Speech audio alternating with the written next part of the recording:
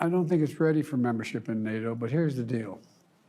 I spent, as you know, a great deal of time trying to hold NATO together because I believe Putin has had an overwhelming objective from the time he launched 185,000 troops into Ukraine, and that was to break NATO. He was confident, in my view, and many of the intelligence community, he was confident he could break NATO. So holding NATO together is really critical.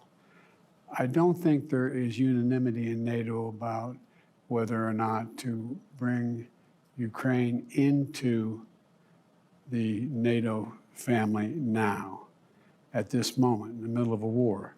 For example, if you did that, then, you know, I mean what I say, we're determined to commit every inch of territory that is NATO territory. It's a commitment that we've all made no matter what. If the war is going on, then we're all in a war. You know, we're in war with Russia, if that were the case. So I think we have to lay out a path, for the rational path, for for Ukraine to be able to qualify to get into NATO. And we have, when the very first time I met with Putin 2 years ago in Geneva, and he said, I want commitments on no Ukraine in NATO. I said, we're not going to do that because it's an open door policy. We're not going to shut anybody out. NATO is a process that takes some time to meet all the qualifications, and from democratization to a whole range of other issues. So in the meantime, though, I've spoken with Zelensky at length about this.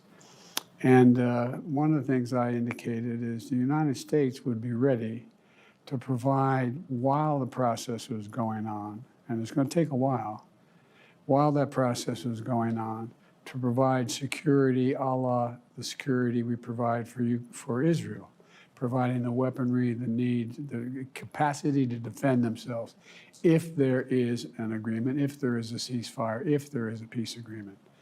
And so I think we can work it out, but I think it's premature to call for a vote, you know, in now, because there's other qualifications that need to be met, including democratization and some of those issues.